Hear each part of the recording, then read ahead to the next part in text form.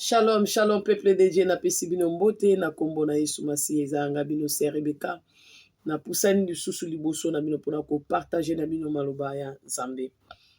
Maloba na bino toza wana pona kosala musala ya notre Seigneur Jésus de Nazareth, mais soki mutu alobi malamu, faut ko courager malamu naza ndeko na bino mwasi na ndimaka ba grâce po pe Nzambe asali na bandeko na nga mosusu. Soki pe mutu alobi mabe, eza musala ya Nzambe tokolobaki ya bebisi place oyo. Mais nga na yebi place eza boye te ezali boye na soko osali yango na bolingo vraiment Nzambe akozwa lokumu mpona kaka kosunga libota na Nzambe. Lelo nayeli mama Sera, mama Sera asalaki video nayebi te bana Nzambe ebele botalaki te, mais so botala video na eza malamu mpo ekomemela bino bolamu, komemela bino lipamboli.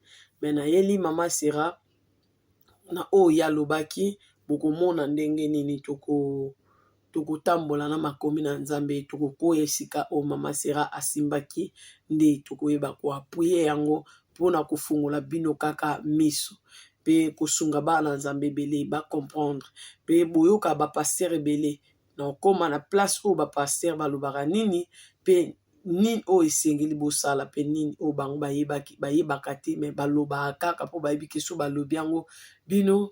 Donc eza kote mo manière toloba nini baza koséduire bato na liloba na Nzambe me bayebi te la parole de Dieu eza ndenge nini tambolaka ndenge nini.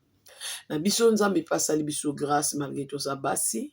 Nzambe alobaki na ntango asuka kosopa molimo na ye na basi na mikolo basi mibali bana mike bakoko baveya bakolobela ye bakosakola maloba na ye.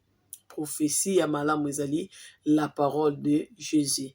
Alors na otika moma ona moboko ya molimo mosantu na maboka ya molimo mosantu yenda sunga biso toyebi koloba te déjà boyebi kutu mama bekayebi koloba te yebi kotanga te, mais Nzambe arandraka ye capable parce que akroaka na puissance ya le créateur le Dieu qui oyo a créé ye. Donc lokola nazo croire na nguya molimo mosantu eza kati nanga yenda ko rendre biso capable pona ko sosolisa bino bikritir parce que eza mabomba mina ye. Tobondeli na kombo na Yesu Masia. Yawe Nzamba bomo inatiki moma ona maboko na yo parce que déjà oza na biso yolobesika ba oya yo basangani ngapi na za omili na bango. Oyebi ke video oyo ko rassembler bana ebele ya yo bakoyoka makomi oyo yango oza na biso esika oyo. Natiki moma oyo na maboko na molimo mosantu yo nde kamba yo nde tambusa biso kolo becriture ezali yo moko basosolaka yo na yo moko molimo mosantu sunga. Molimo mosantu oza na posa na molimo mosantu oza na besoin na yo na kati émission na biso kolo mimonisa puissamment Seigneur osolola na bana na oyebisa bango vérité oyo bomba mikolo na makomi pe ososolisa bango lisusu malamu o molimo na yo alobaki kati na servante na yo. Seigneur Jésus de Nazareth toza na posa yo simba mitema ya bato ebele okolanda video oyo koloba pambwama pe bakangwama na boloko ya munguna satana na kombo na yo Yesu Masiya makilano ebomba video oyo esika nyonso ekokende kolo kompani yango po yo sala miracle parce que oza derrière ta parole comme eza liloba na yo kompani liloba na yo tina destination na bana oyo kanyo sauver bango na nzela émission oyo kolo Yesu Masiya apambola ma oyo ko partager po ekomela baninga apambola ma pe ako aimer apambola ma pe ako commenter papa pote nyonso wana ezaka bazo sala pona musala na yo tika te yo pambola malisusu kolo Yesu Masiya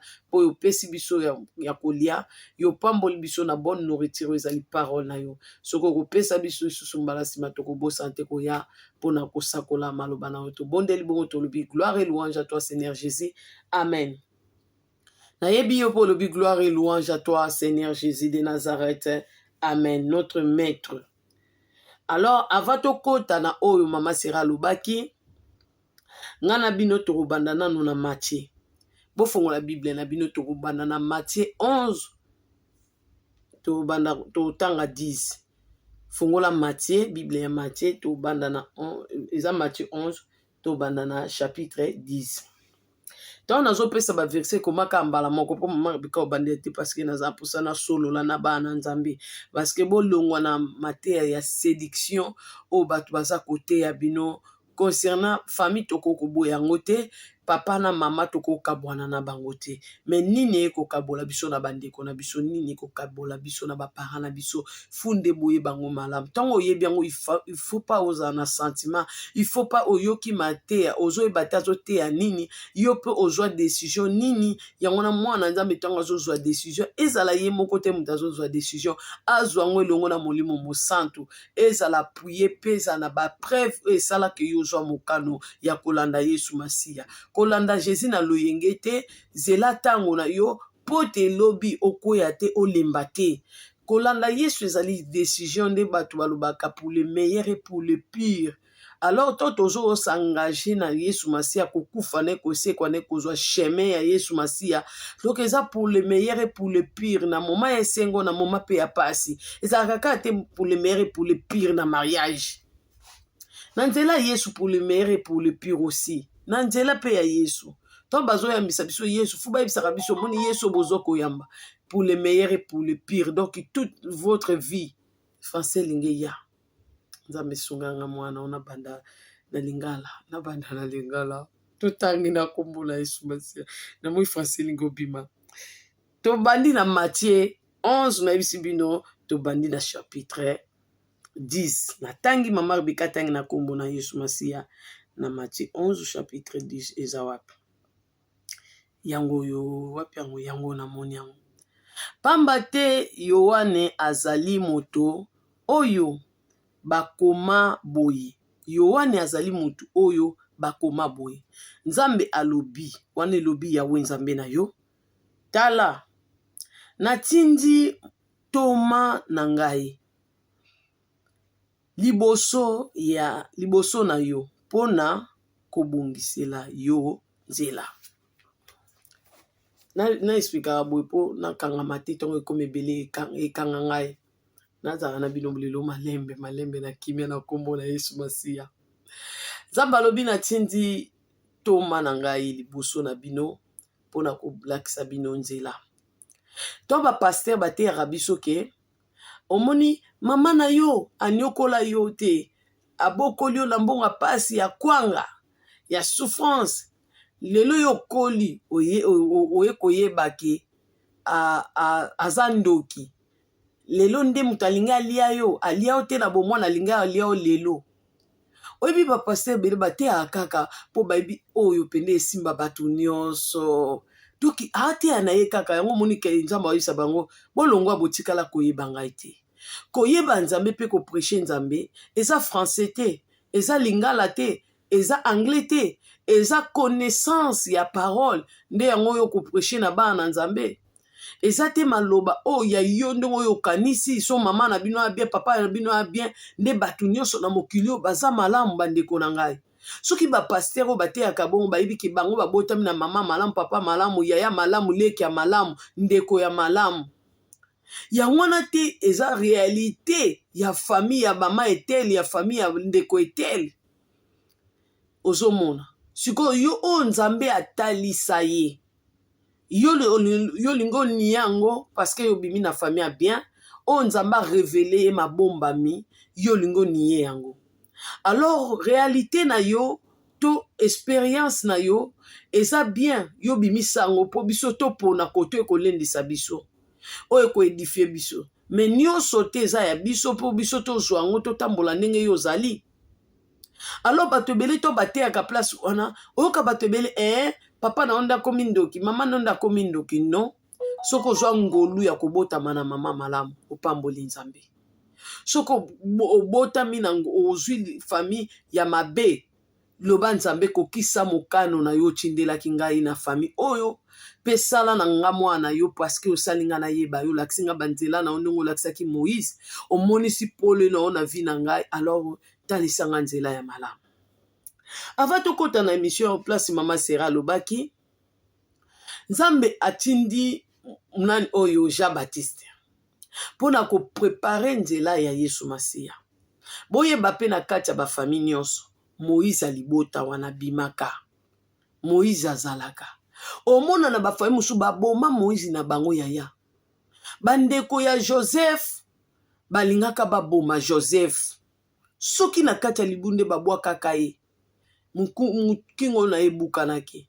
akufi alingaka koma gouverneur point d'interrogation alingaki abikisa libota na ye mobimba point d'interrogation parce que azalaki na nzambe makomi ezoloba ngo na te ya bino lisolo ya Joseph po azalaki na nzambe yango wana nzambe abatelaki aprotegeaki ye mais soki obotami na famille comme ba Joseph te okoki koyeba réalité ezopase na ndako ya tata ba Joseph te parce que yo botama na libota na bango te.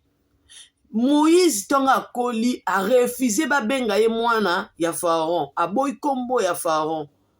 Est-ce que po anita zwaki ona bo mwana bango pe babokolaki balesaki bakipaki ye eloko nini oyo ezokabola biso vraiment na baboti na biso eloko nini oyo ekokabola biso pena na famille oyo biso tolingaki eloko nini oyo ekaboli biso nzambe alobi oya kolinga ndoki ndeko na ye to tata na ye to mama na ye to mwana na ye kolika nzambe aza dini te akolanda ye tolanda na makomi na nzambe to ya kokwea esika mama Sera alobelaki biso nzambe ya Israel apambola bino vraiment bozala malamu na mutu oyo nzambe atindi na famille na bino po alakisa bino nzela to agide bino soki akomi kosala balosambo neti ya boye eza danger na makasi seke ya découvrir nini nzambe alakisi ye nini nde ndeko na bino a changer prière na monoko na ye akomi kobondela boye totanga nga na bino na mokanda ya psaume na psaume balakisanga déjà psaume na bebisa te balakisanga bien talakisanga bien bi babenga yango psaume no benga yango mabe bana te bongo te rebeka psaume na yebike na bingi bien totanga nga na bino na mokanda ya psaume totanga psaume 7 ava tokende na émission na biso tozwa sikoyo verset ozolanda eza makambo mama Sera alobaki toza na psaume combien psaume 7 tokotanga verset comme chapitre combien chapitre 2 na 3 awa sikoyo Eli alibota na bino nde mutu azolela boye ndeko na bino Moïse famille na bino amoni makambo na libota na bino nde aosala prière oyo tobonde na kombo na Yesu Masiya po eza losambo alobi nini Yawe nzambe na ngai nazali koluka kobombama epai na yo adécouvrir nini po aluka kobombama epai ya nzambe longola ngai na maboko ya bato oyo banyokolaka ngai bazali lokola batambo balingi kopasola ngai pe nani akoya kobikisa ngai soki Moïse alibota na yo akomi koluka refuge epai ya nzambe yoka mun ayebi nanu te nombre banguna na ye a sentir insécurité a sentir aza na bitumba mingi spirituel mazo senga nzambe alongola na maboko ya banguna na ye mama munguna na yo oyebi te akoki kozala nani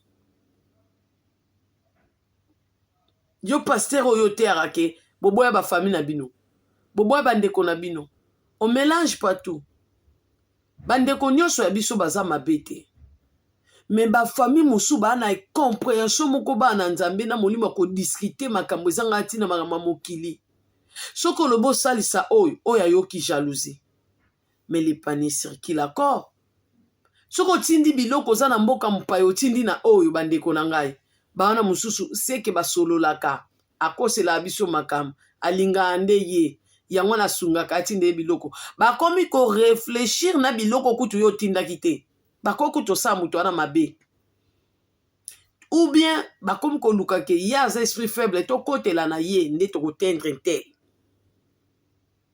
ce qu'on a mona na nzambo déjà zui mayele spirituel soka zo comprendre ke ndeko nanga o azo comprendre nanu eloko te so nga pe na ebisi eboye azana na ba sentiment libota donc moi ke kutu baza na obongo ti nzamba sosolise ebongo na koya vers bango ou bien na bonde lesika nazali nzamba révéler payer nde to okoma na kamoko dès que toza na kamoko te ya mobulu eza spirituel il y a des choses cachées alors ngana bino tolanda nini mama Sera te yaki biso tolanda donc ye awa azobonde ya déjà za na danger azosenga au secours epai ya nzambe yende lia famille na bino, yende Moïse alibota na bino, yende muto batiaki po yalakisa bino nzela ya nzambe, akotisa bonzambe ya solo na libota na bino, bino bolingi bonzambe ya solo te bolika molili, booluka siko boboma ye, ye muto omemela bino pole ya solo, famille na kati na libota na bino. Nzamba aponi ne ye a choisir David na nzela na ya vanda azala mokonza Israël. Alors bino nde bat bolingi yete na libota. Bino nde bolingi yete. Bozui molimo impudicité bochindeli. Bomoni ki akufite na impudicité azui malade ya sida ta kufa, bozui molimo ba avortement bobwakeli. Abandi olongola bazemi po mwana ngoso ki pena bakisi to salelaka, donc mabe moke ko eleka kuna na kati polisa nzoto nzamba bikisi. Bobandi ko lukelesko bato mabe bakanga ye.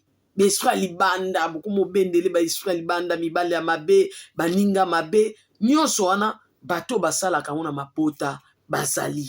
Bato batekaka famille batu na mabota, bazali ba vendeur d'homme. Bazali. Bato babwakaka Philippe na okanga baninga, bazali. Soki yo pasteur oyebite kote ya changa te, pote yo bimi na famille bien, bazeli wana, nde yango yo kotia bana na nzambe nyonso na double. Mona pe ya vande bando, eske na sala choix mabete. Ya yo sala choix mabete olanda Yesu.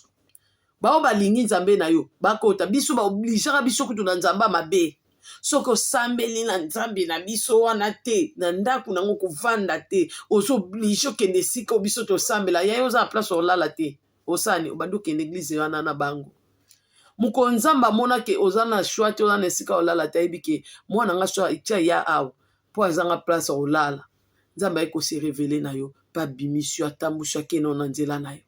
Ba mpe batika na njila na bango. Nzamba kabola batu yo pasteur. Nzamba kabola batu bolimbisi pona bi yo pasteur. Bolimbisi place wana. Papa pasteur. Bolimbisi pona koko benga pe yote. Quand même respect. Tozo simba mateya toko simba ye mutu te botosi bolimbisi. Osomona papa pasteur. Ko sangisa makambu te. Mo ba pasteur mabe ba pe abiso pe kanda ba bote ya te. Ata biso pe toyekola makomi na papa na biso tokotika te bato baoteya mabebo babebisa corps de crise bolimbisi so bino mpe bolimbisi nge eza bia totanga sikoyo mama sera ateyaki nini toke na Jérémie ya teya biso na Jérémie ya teyaki biso na Jérémie asimbaki Jérémie 12 Jérémie 12 servante de Dieu atangi 6 alobi nini pamba te ata bandeko na yo ya libota moko bazali kolukela yo makambo bazali koteka yo pe kobakisela yo banguna ebele kolanda maloba na bango ya sukali te. Nzambe awa mutu azoloba ata bandeko na biso bazolukela biso makambo bango nde babendelaka biso banguna bozolanda bien parole de Dieu pasteur tongo te ya makambo bana nzambe kolanda pasteur ka te po aza éleva dignité landa oyo ezobima na munoko na ye bafui yango wana nde oyebake oyo aza mosali ya nzambe vraiment to te. Mona na nzamba solo avate ya na Bible fo tambola ya parcours écriture ake luka na bandeko écriture wana so bazate nde omona ke oye kote ya place o kola tika ki oka kote ya mais nzamba ko pesa eloko o ndenga pesa ki mama sera Jérémie 12 verset chapitre 6 mais ngape to na zui yango na tamboli na lisungi ya molimo musantu pona ko luka soutien ya écriture oyo pona koya kofungola bana nzambe miso pe boyokaka mateya wana baloba okoboya mama na ote po azandoki okoboya papa na ote po azandoki nzambe alobi bo ôtez les méchants au milieu de vous ba méchant wana so papa no za méchant yo ovandeka po abotinga non aza canal o nzambe utilisaki yo leka tokoya kote ya bato te baboya famille eza sacré tokoya te boya mama po mama sacré mais tant que mama ake ko s'associer na Satan mwana na nzambe nzambe asali ba ange akela pe Satan mais ba ange o bandimaki makanisi ya Satan baserebelaki na nzambe bakende mpanza Satan na bango na Satan na tête babwakaki bango. Bible lobi ténèbre na lumière kovanda esika mote, c'est la parole. Tonga nzamba zotina ya maloba ke yebisa ya longola ba sentiment basala musana ngana ba sentiment te. Ça veut dire côté ya bana na nzambe bakoza na ba sentiment te. Sunga oui. Zalana edeye malamu. Parce que futo sunga bango to salisa bango to yede bango po babota ki biso. Bazana lipamboli pe bango bakozwa angamu na biso. Mais likamba ko vande sika moko na bango nde passé to lobi te poani baza ba méchant. Bible lobi clair pamba te ata bandeko na yo baza ya libota moko. Bible zo préciser kutu explication ezate onga na ko bakisa. Ata bandeko no ya libota moko bazali kolukela yo makambo, bazali koteka yo pe bakise natanga bien liboso na kangami pe ko bakisela yo bangunia ebele kolanda maloba ya sukali na bango te. Même ata ba pasteur musu bana maloba sukali, mais moye me mabana na nzambe na vérité na réalité des choses ezate. Soki bandeko na biso moko mutu azo yebisa biso makambo yenda yebi yo na ngai. Azo yebisa Samuel na 1 Samuel kuna. Samuel ngana talaka motema. Po Samuel amona yeya David ngambe mbinga. Mais nzamba alobi ngana talaka apparence te nzoto te motema. Mais motema to nzamba alobi atala motema elobi te lata ndengo lingi. Mama Rebecca bino mo pe bo loba maloba nzambe ngo bino mo bo baluka deprima. Lata manière décente. Ozo kapona lokumu nzambe. Atalaka motema parce que motema eza oyo molimo na yonde azo sala, azo opérer, azo fonctionner. So molimo na travailler bien, azo pesa nzambe nzoto makambo malamu, azo tika nzambe asala misana ekati na yo eza lipamboli pona yo. Lobite ka kolo atala motema yo zui lata mabekasi. Nde to ndo lata kale bende lo bato mabe na vie. Ozo mona kotambola bongo te. Oyoki omosaya nzambe alobaki yango na tanga yango kutu deux fois. Toki manano na misala na acte des apôtres. Tengena kangame Mama Rebecca malembe te bandiko na bolanda matea bien. So bolo ka matea mabeso pia biso passe. To la biso pe to sosoli ya to li ka bandiko na biso ba sosola. Po Bible zolo bango bola kisaba ninga ndenge bino bosali po bopika. Po bango pe basala même chose po babika. Alors oyo eza modèle bino bokolanda po bobika, c'est la parole. Et olongola bino pe sentiment de Mama Rebecca za ke na o sentiment. Sola toza place obat balobi nini. Ba mama na koza ndoki. Lelo nde po akomi ndoki. Nazo bate bandoki shiko baza wapi. Okola lobi bandeko no ya libota moko. Totanga misala. Misala eza acte des apôtres na français. Natangi na kombo na Yesu Masiya. Eza acte des apôtres 7. Même 7 nga nazozo ka 9. Po natangi la ebino nguli bosoto na tiaki bino famille de Joseph comment enseigner mosali na kati ya souffrance na l'accès ebino. Bakoko na biso bayokelaki Joseph likunia. Bakoko na biso bayokelaki Joseph likunia. Donc koko na bino pe ayokela ko motema likunia. Oye na nzamba solo ya sina ba pacte na ba fodje. Mais yo ye na nzamba solo koko na bino linga kote nga koko ba mama biso ya ba mama biso koko ba mama biso ando linga ngate ya mwana muke ba 12 wana koko ba mama biso linga ngate atikala ko sepela na ngate koko ba mama biso ko benga nga papa amba ya olingi ozo sombele mapa me alingi o karate bima kende patata na bino kende na fama tata na bino alinga ngate njoka ibande na ko découvrir misane pe na yeba ki yango pe na bebi sarango ebeba ka ya yebeba epela moto twana liloba nzambe bakoko pe bayokela biso motema likunya tande bateka ki Joseph bakoko na biso bateka biso kuna balobi ba famille na biso moko propre ba bendela ka biso bangunia bato mabe bapusa na pena biso basala bakokisa ba aider bango union fait la force bokasa ka pa bana nzambe bango pe basanga na po basala force ba détruire oyaza Elia nzambe za na famille po bango basala nini ba renier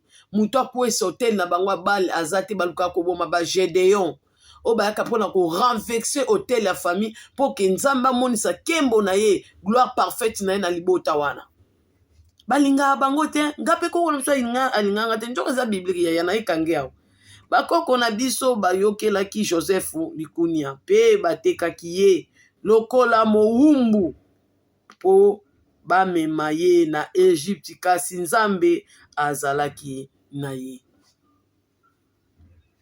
Ozoyoka combien de fois yo lota bandoto baobeto bafimbo, combien de fois yo lota ke oza prisonnier quelque part, ozokanisa eza ndenge ni eza makambo ekomama bateki yo okomi mowumbu me soki nzambe aza kati na yo abelela Elohim belela yalalaka te animbaka te. Alors mosala nzambe ntongo ozolinga oteke bato bazongela bafamille bavanda na bango to bible ezoloba ôtez les méchants au milieu de vous nzambe aprécise te baméchant wana banani mais to nzambe azoba meme bandeko na bino ya libota moko balukelaka bino makambo alobi kuna na esamoni nga mutu namona na motema tokosamba na mutu aza na vérité na maboko toloba te famille na biso te bo bandeko ya Joseph batekaki Joseph ndenge nini bayokelaki motema likunia ndeni balongole na famille bakende kokaba ye na mboka mosusu ya libanda. Point d'interrogation parce qu'il était la promesse de Dieu. Nzambe azalaki na yango abikisaki ye babwaka eti na libulu bandeko na biso balukela biso makambo banga nzambe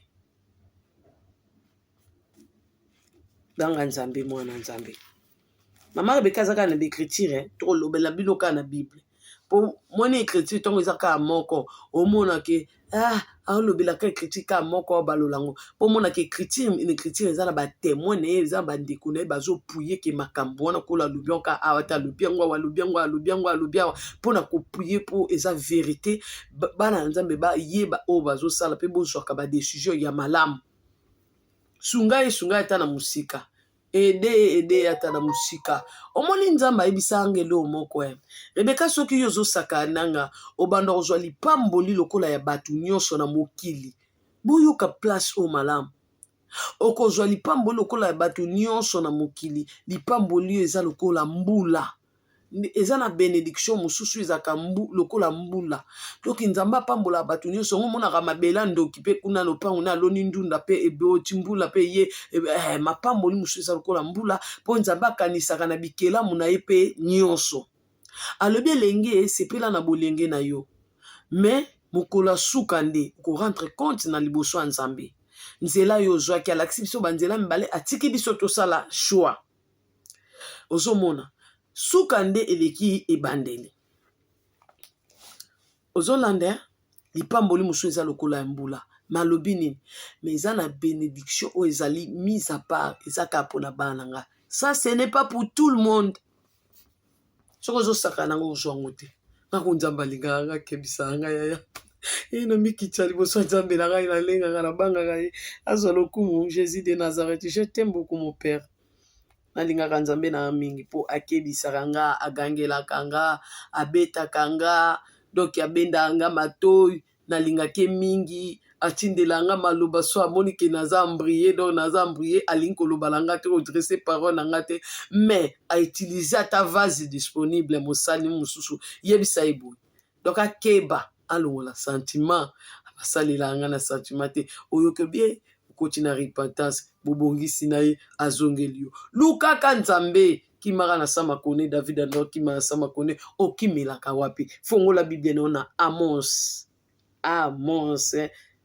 combien Amos totanga Amos eza 1 tosuka chapitre 6 yawe pe ye mo mutazoloba pasteur nzambe mo mutazoloba yawe alobi boye namoni makambo ebele ya mabe epai ya ba Philistin nzambe amonaka makambo mabe ebombama na mitema ya bato jalousie nzambe amonaka haine muninga sali eloko te yozaka na jalousie contre ye muninga asali eloko te yo lingi ete asali yo nini ta mosu akoya mpe kolia na ndako na yo te molingi kaka te ndenge omoni na mosika boye ce n'est pas bien nzambe amonaka amoni makambo mabe epai ya ba Philistin tout comme akomona makambo mabe pa na yo tukoma komona makambo mabe ndenge azoloba pa bandeko ya Joseph bandeko na biso ya libota moko ndenge alobaki na monoko ya mosali na ye. Yoka makambo alobi na okokotanga molimo sunganga mpo place na kangama ya liboso ya nakangama te. Bafiliste ya mboka Gaza. Kasi tala oyo eleki mabe bazwaki nakangama epe place oti bazwaki bato ebele ya bamboka ya pembeni. Tokekana kikokoma na mone ye kola sunga. Bazwaki bato ya mboka pembeni pe batekaki bango epai ya ba Edomiste. Bino botaka pe kuna na lobela bino deja. Bino bokasa mama bekane malembe ngolue senie na kangama kiao.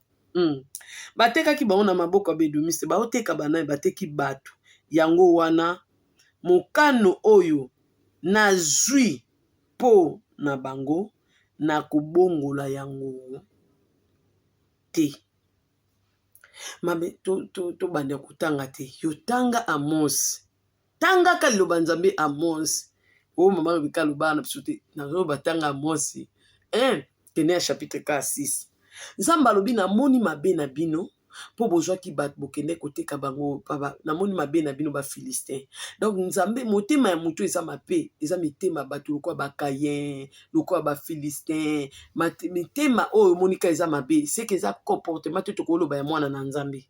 Donc tokozwa yo tokoplacer yo. Soki yo oza lokwa ye moko mutu abanda makambo mabe te, c'est que oza bato oyo inspiration, yo ozwa bato po mutu na mutu ana idole na ye. Ngana mona servant de Dieu ebisanga mama Rebeka ngana linga pe na zalukwa Paul père koma bongo jour am comme so ebisanga kutabi na omona ko na comme inspecteur ngabi yo za de matata na mama Nzambe okobi so inspecteur inspecteur à la police donc comme ko lande na makambo Nzambe na mozindo wanga avocat okobi so inspecteur donc mais alingaka kozala lokola apôtre Paul ozomona po eloko wana esprit wana akoma pe bongo aza matata pe bon na makambo ya Nzambe. Donc il faut ezala droit lolenge bongo. Donc azwaka bizwa to azwa te bisangisa te po ndenga asengaki kolopa pesi po aza Nzambe oyo aza na asalela Paul molimo wana ezaka ya Nzambe. Donc ya moni ke nga na référé na frère Bouri na frère Intel na kingani Paul aloba tozala tolanda na loba ona lingala tolanda ye po ye palanda Yesu. Waboseki bobi yo français ni okolo zo beto fo surtout bato ba français ki to watanga ba Rebeka na katela tanda mosungo molimo osalisa ngai kasi yango neza témoignage boba to ebinde mama Rebeka bandali lote na français mais français za bonzambe te anglais pe za bonzambe te lingala pe za bonzambe te compréhension ya l'écriture te yango tana ki Congo atana chiluba mais olobe ya biso ainsi dit l'Éternel pe comprendre maloba ya Nzambe ya bosantu j'espère que bolobi ezapenda bongo mama Rebeka alobi mokano oyo nga nazwi donc ça veut dire baolakisa biso eza na bato batekaka bato nga na révélation mona lala nkomosu Nzambe molimo na Nzambe azwi ngai atinga na bisi wana nazwi tozwi lokwa tozo voyager Nzambe azokelakisa nga wapi akelekisa nga place o bato ya mabe donc ba être humain o bandoki en esprit ce que babimaka abomaki ndeko na ye azwi pe bembe na ye wana na molimo azwi bembe na ye akei nango place o batekaka bato ya mabe so baza wana bakomela biso baba mama bekolo bimaka masolo azwi bakei na ye aketeka mutu oyo abomaki boso comprendre ya bomi mutu spirituellement tant mutu akufi na esprit dans na molimo to mso alali mabimi na nzoto na ndenga molimo bato babima na nzoto ya mabe po biso to bima selon molimo musantu ndenga mema biso po na olakisa biso makambo donc azwi mpe mutu na bomaki wana ake koteka ye to ake pesa ye esika basengaki ye akosimba boto mosusu aza mpe na bomoi bandeko na nga azotambola ake kokompanie nga namona bibembe siko molimo olakisa nga me nga molimo na nzambe atiaki biso ambisi parceke bisika mosusu eza mbindo kolo mpa olinga te yo mpo ozalana na bango ozomona atie nga na bisi tozalaki ebele me na parmi bato oyo tozalaki na bisi nazomona nde bato baboma bandeko na bango kuna batekaka kaka bibembe bozo comprendre donc moni oyo nzambe oloba awa nga namona yango deja écriture oyo esalamelanga kolalakisanga nde bato batekaka bato bavander d'homme na mokili oyo bazali.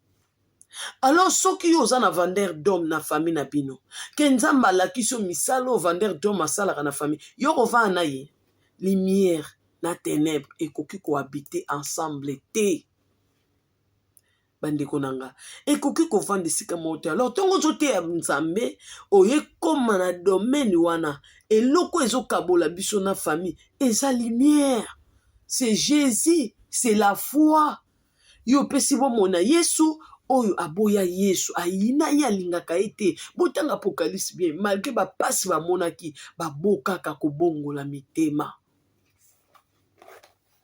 bato ya motema makasi bongo balingi Yesu te yo vana bango ndeni bokosala nini bango mission na bango bazwaka contre bato ya mabe ataki ya bato ya mabe makanisi na bango Bible ezoloba na biso na fungola yango te Bible ezoloba na biso na Esaïe bazwaka ka makanisi mpe badécision osala baninga mabe mpe ko nzambe alobi balobaka na osala ye ko donc na osali mabe moko asoma kolapa badécision na bango ezalaka mabe makanisi na bango mabe mitema na bango nanga na vanda taki etre humain na bakolo bazaka na motema ndenge nini ka nzambe mutu ayebi ozomona makambo kolo alobi na Mose siko décision nini kolo azwi botangi nga na bino bien na Moses kolo azwi mokano abi mokano na juli bavander d'homme oyo bato mabe bazozwaka baninga batekaka baninga na boumbu bakanga baninga na baprison bakenda kotika baninga quelque part babundisa baama baninga batraumatize bapongia bato nzambe alobi mokano azwi mpona bino akolongola yango te. Alors mokano nini azwi totangi nga na bino mokano azwi wapi na Matthieu. Ça tombe bien. Toza na Matthieu combien? Toza na Matthieu 10. Toza na Matthieu 10.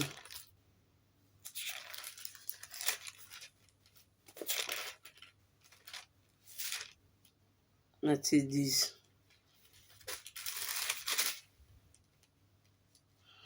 Totangi Matthieu 10 bana nzambe. Tofongoli ba Bible na biso na Matthieu 10. Totanga 34. Avant tokende kotanga décision de Dieu. Tosili ça. Vidéo na biso. J'espère bozo sosola malam. Bato bazwa ba décision oza musika famille aluka nzambe nanu. Asimba nzambe na ye. Ebongo otala okola nzambe mto otambuso. Ye mto ogide yo. Nzambe alobi laissez les morts terrer leurs morts. Tant azo bisa muto laisser les morts terrer leurs morts. Koka satan solo babato ba kufa kuna de na mabele baza ba pola na cimetière babima baya kozwa muto akufa ki na famille na tata na ye bazwa ye bakende kokunde bembe. Non. Explication ya laisser les morts terrer les morts. Ezalaka batu o nyonso baza libanda Yesu. Baza musika ya nzambe balingi nzambe te to bayebi nzambe te to ba ignorant.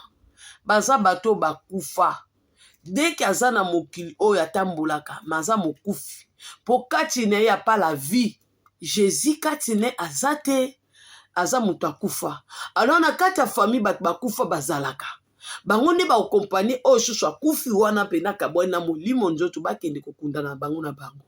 Donc kolo ibisa tata na aza mo Kristo te ayebi ngate. Alors na famille na o bato pe bayebi ngate baza mais yo zungolu landanga tika bango bakundana bango na bango. Mon explication nango yango na yo pe soza na mususu ya malam pona osunga bana nzambi tia na commentaire. Ozomona.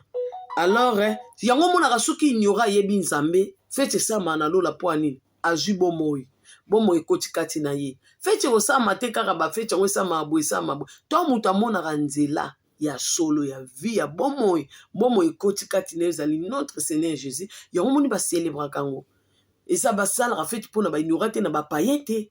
Me to moto azoya na pole akutani na Yesu to Nzambe akoti kati na ye, eza esengo mpona bango. Mpona ni moto wana azalaki mokufi asekwi, eza tika mpo fo kota na mabele mpo sekwa. Bato basekwaka ata nde toteya liloba Nzambe boye, moto aza touche abongoli motema alinga landa Yesu na yo to andime mpe Nzambe na yo mpo convaincre ye ogane ye. Donc maloba no epesi ye vie bomo connaissance asekwi. Bato basekwaka nyonso baolanda maloba Nzambe dès que connaissance na bango ezolamuka, ignorance ezodisparaître. C'est ça la kosekwa ya mutu. Kosekwa eza kaka te okufa basekwisa yo. Non non non non. Yango mo liloba Nzambe explication na un verset moko toko expliquer ngata plusieurs fois, ko interpréter plusieurs fois pour ani. Yango mo naka verset oh ya te yango nde mususu o pa te yango nde po molimo mosato alingaka connaissance ne penda ekota na bato alobeli o na boy alobeli o na o meka eloko moko molimo kote ya bilongo ata 100 000 fois mais verset ka moko ozomona pona ne kote bloka connaissance boye ba parole boye ba ko défendre liloba Nzambe ya tata na bino natangi na kombo na Yesu Masiya Matthieu mama Rebecca Bible Matthieu déjà to sili se mission na biso. Na linga na expliquer bino ka mbala moko parce que na laka bino bomona to na sisaki Bible o ya Jean 17 na koka ko expliquer bino te po na linga na sisa na bosa na ki ba place nde na bongisaki yango lelo moni ke mama Rebecca atangi a expliquer bino afin que asisi passage biblique no bongisela bino mais bo jupe explication. Donc j'espère bo lobi amen.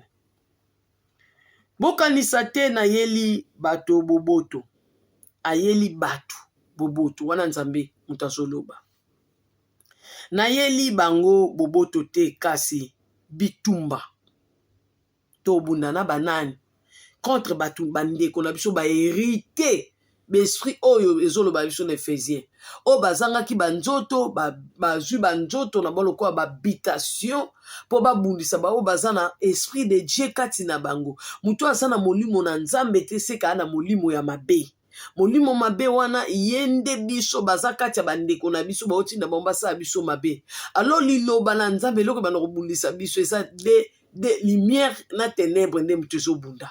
Siko omona lumière azolonga bamona kaka aboyo Nzambe na kabola koka na bato kabo Nzambe olakisanga bitadam na bino. Eza bien te eza bizabo luka Yesu bokoma na bitadam malam. Na yeli bango bitumba. Na ye pona kokabola mwana mobali na tata na ye mwana ya mwasi na mama na ye bon soki Nzamba yeko kabola Nzamba yeko sangisa te kabola kwa se kabola po ni vérité na mensonge ko habiter ensemble te so papa na yo mama na yo azana vérité te na tata na azana lokuta atekaka bato na butu abomaka bato ana makanisi mabe asima mbila ko boma ko loko kabola mwana na ye na tata na ye abota ki mana droit bomote abota ki azana droit sacrifier te Nzamba azana kati na linga sala musala pona obikisa nation pona obikisa peuple alors ba obomote po yoza Joseph ozali Moïse abota mi na libumu mama moko ka na tata moko na butu moko Moïse akoti na libumu apo Moïse abimi Moïse ka moko na ke ko sauver peuple mobimba yaya Nzamba tika mutu ka moko yozo mone mutu moko boma epo na terrain na bino personnel bolia na butu mais nation ekufa non Nzamba kolinga ngote akokabola tata na mwana ya mobali akokabola mama na mwana ne ya mwasi tanga Matthieu malam Matthieu 10 tanga ngo malam 34 à 38 ayeli biso bitumba contre ba parents na biso ba parents ya malamu te ba parents ya mabe tozo bunda na ba bitumba spirituel ba ndeko na ngai to bunda kana ba mamaleki ba tanti ba noko ba nani to bunda kana bango pona nini ya oluka salo mabe yo pe faut se défendre alors ils habitumba yango mona bokaboni parce que bokoko bité ensemble était pour bwana foi mon côté. Alors toi pasteur alobake ya komindoka siko bo vanda ensemble bo lia ban pasteur bandoki banda ote abino bongo poani bazongisa abino na famille basa abino mabe mais muto ayebi liloba na Nzambe aoyebi so tambola na révélation kotambola na ba sentiment te na posa nzoto te yango détruit ba vie na biso na zana mobile na vanda mona mbai na ngana ba na ngai na mwasi nde na zabu na kokite omoni te nde na zabu na kola na libala na bota ba na ngabo mwana oke botala lali lobi okoma yongana na bango nzambe apambola bino peuple de Sion tozonga na liloba la nzambe botambola na révélation botambola na baposa te na basentima te yango wana biso toyaki kotémoine tokomaka batelatela obala nzambe botala nde na bandaki kolala na bana libanda kasi wana baposa ya bato kolanda mate ya bato bapase ya mabe te bapase mosusu bandoki bata science bayaka koteya bino bongo mpona kobrie bino mpe kozongisa bino esika oyo baloura visere esika nzambe abimisaki bino boyoki bozala mayele botambola na parole de Dieu yango wana nde guide votre chemin votre parole de votre père mwana mwasi ya solo te bongo tokome wana te mwana mwasi na ye mwana mwasi na mama na mwana ya mobali na te nazotanga bien te namoi na bandela maboseki namoi na bungi na ngai na bandela peuple de Sion bokela ndeko na bino na bungi koloba mpe lekama rebeka bomona mpe makambo nzambe basimba mitema na bino bolemba te kolanda mama rebeka oyoki mpo mama rebeka ata ye moko susu abungi susu tozonga liloba nzambe bokanisa te nayelaki bokanisa te nayeli bato boboto nayeli bango boboto te kasi bitumba na ye mpona kokabola mwana ya mobali na tata na ye mwana ya mwasi na mama na ye pe mwasi ya mwana na bokilo na ye moni babokilo bandoki mpe bazalaka mwasi ya na bokilo eza bongo te bokilo na ye ya mwasi ya solo banguna ya bato ekozala bobele bandeko na bango moko nga na suka wana pardon namoni deja nakomi kokangama mingi tokomi na suka soki okama yelinga boye natikela bino botanga bino bosisa na age bosisa wapi bosisa ntina 38 eza Matthieu combien eza Matthieu 10 34 mpe na 38 etumbu siko nzambe apesaki bandeko na biso oyo ya mabe nde yango nde na otanga malamu kuna namoni nazokangama mingi bosilisa mpo bososolaka maloba na nzambe bapastera mabe mpe babundelaka fami mpo nani kozongisaka bino bisika mabe bayibokimi mpa na bango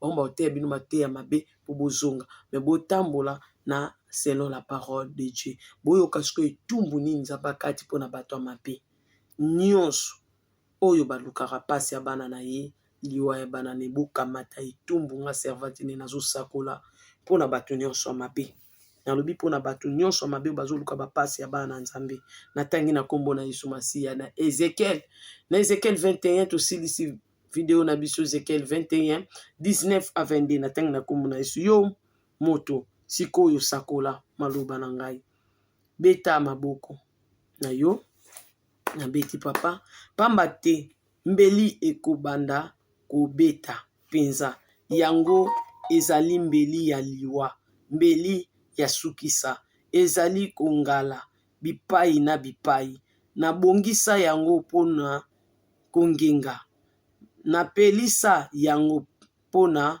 koboma na kotinda yango po epanza mboka mobimba yango ekosilisa molende ya bato nyonso do bato mosusu ya mabe bazala na molende aobundiso kaka ozoseshape me aobundiso kaka donc molende ya moto nyonso ekokweyisa bato nyonso mbeli ya somo lakisa mino na yo na bato baobundisa biso ezala na liboko ya mobali to na liboko ya mwasi kote tata kote mama kote baninga mabe mbeli ya sukisa ndenge lelo na libere oboye na video kende bundela biso mbeli ya sukisa ebimaka na monoko na ye moko